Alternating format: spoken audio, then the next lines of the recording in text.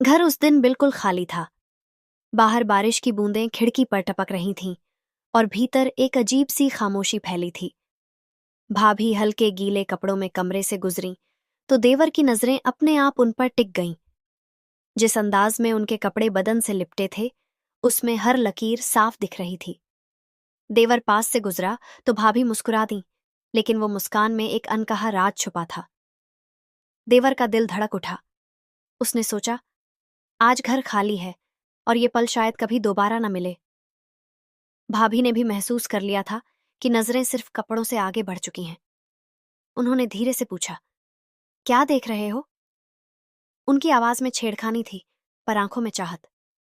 देवर पास आकर बोला, आपको। और उसकी आवाज में कंपी थी। भाभी ने हल्की हंसी छोड़ी, लेकिन अंदर से उनके जिस्म में भी सिहरन दौड़ गई थी। वो खामोशी अब और बोझिल हो गई थी। देवर ने धीरे से भाभी का हाथ पकड़ लिया। उस एक स्पर्श से दोनों के भीतर छिपी आग भड़क उठी। भाभी ने हाथ छुड़ाया नहीं, बल्कि और पास आ गईं। उनकी सांसें तेज हो चुकी थीं और दिल की धड़कनें कमरे की खामोशी तोड़ रही थीं। देवर ने उनके चेहरे के पास झुककर आंखों में झांका। भाभी की पलकों ने जवाब दे दिया और उस पल दोनों के बीच की दूरी मिट गई। होंठ पास आए और एक लंबा गहरा चुंबन सब कुछ कह गया। भाभी के हाथ अब देवर की पीठ पर थे और देवर की उंगलियां उनके गीले बालों में उलझ रही थीं। दोनों जिस तरह एक दूसरे को थामे हुए थे, जैसे बरसों की प्यास आज पूरी हो रही हो।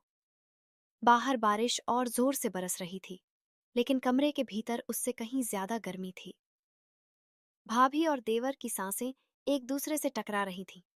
बदन की गर्मी, आंखों का नशा और दिल की बेकरारी अब रुकने का नाम नहीं ले रही थी।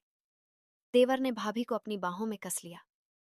भाभी की हल्की कराह कमरे में गूंज उठी। वो लम्हा इतना गहरा था कि दोनों भूल गए कि वो कौन है, क्या रिश्ता है। उस वक्त बस एक ही सच था, उनकी चाहत।